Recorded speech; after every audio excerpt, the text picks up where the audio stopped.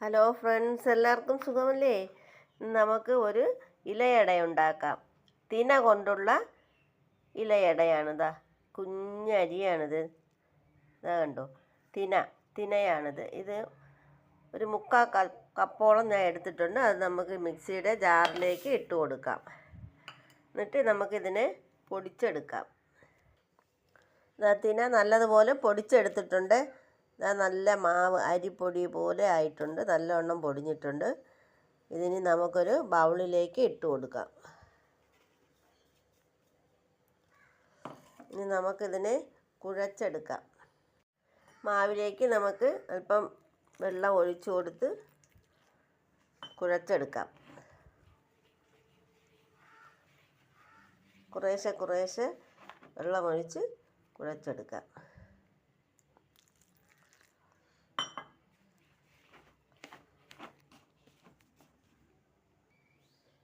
മാവ് ഈ പാകത്തിന് കുഴച്ച് വച്ചിട്ടുണ്ട്.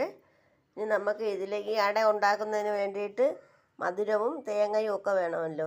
അതിന് വേണ്ടിയിട്ട് ഞാൻ കുറച്ച് കരിപ്പട്ടിയാണ് എടുത്തിട്ടുള്ളത്. ശർക്കരയല്ല, കരിപ്പട്ടി. കുറച്ച് തേങ്ങയും കൂടെ എടുത്ത് വെച്ചിട്ടുണ്ട്. അത് രണ്ടും കൂടെ മിക്സ് ചെയ്ത് കൊടുക്കാം. മിക്സ് ആക്കിയതിന് ശേഷം നമുക്ക് ഈ അടയ്ക്കകത്ത് വെച്ച് കൊടുക്കാം. നമുക്കിനി അട പരത്തി എടുക്കാം. ഇതിന് വേണ്ടി ഇപ്പം മാവ് വെച്ചിട്ടുണ്ട്. സാധാരണ നമ്മൾ ഇലയപ്പം അങ്ങനെയൊക്കെ ഉണ്ടാക്കുന്നത് പോലെ തന്നെയാണിത്. ഇലയിൽ നല്ലതുപോലെ ഒന്ന് പരത്തി കൊടുത്തതിന് ശേഷം നൈസായിട്ട് പരത്താം. കട്ടിക്ക് പരത്തണമെന്നുണ്ടെങ്കിൽ അങ്ങനെയും പരത്താം. അപ്പോൾ ഇത് ഞാൻ നൈസായിട്ടാണ് പരത്തിയിട്ടുള്ളത്. അതിലേക്ക് ഈ മിക്സ് നമുക്ക് വെച്ച് കൊടുക്കാം. തേങ്ങയും കരിപ്പൊട്ടിയും ഏലക്കപ്പൊടി കൂടെ ചേർത്തോളണേ. ഞാനത് ചേർത്തിട്ടുണ്ട്. അത് വീഡിയോയിൽ വിട്ടുപോയതാണ്. ഇനി ഇത് നമുക്ക് ഇങ്ങനെ ഒന്ന് മടക്കാം. ഇങ്ങനെ മടക്കി നമുക്ക് മാറ്റി വയ്ക്കാം. അടുത്തതും ഇതുപോലെ നമുക്ക് പരത്തി എടുക്കാം.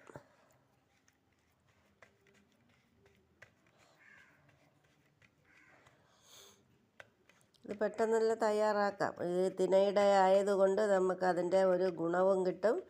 ഹെൽത്തി ആയിട്ടുള്ളതാണ്. എല്ലാവരും ഇതുപോലെ ഒന്ന് വൈകുന്നേരം ചായ കുടിക്കാനായിട്ടൊക്കെ ഒന്ന് നല്ലതാണിത്. എല്ലാവരും ഒന്ന് ഉണ്ടാക്കി നോക്കിക്കോളൂ. ഇതേപോലെ ആക്കി അതും മാറ്റി വയ്ക്കാം. നമുക്കിനി ബാക്കിയെല്ലാം ഇതേപോലെ ഇതൊരു ഇഡ്ഡലി പാത്രത്തിലേക്ക് നമുക്ക് ഈ പരത്തിയ ഇലയുടെ എല്ലാം വെച്ച് കൊടുക്കാം. എല്ലാം പരത്തിയിട്ടുണ്ട്. അത് നമുക്ക് ഓരോന്നായിട്ട് വെച്ച് കൊടുക്കാം.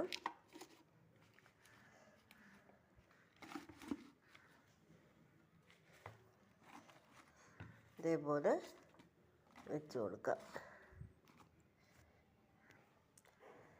എല്ലാം ഇതിലേക്ക് വെച്ച് കൊടുത്തിട്ടുണ്ട്. ഇനി നമുക്കിതിൻ്റെ അടപ്പെടുത്ത് അടയ്ക്കാം. ഇതിനി അടുപ്പിലേക്ക് വയ്ക്കാം. നമ്മുടെ ഇലയട വെന്ത് പാകമായിട്ടുണ്ട്. ഇതിന് നമുക്ക് പാത്രത്തിലേക്ക് മാറ്റാം.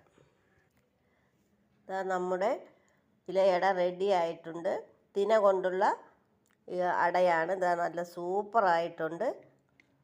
അടിപൊളിയായിട്ടുണ്ട്.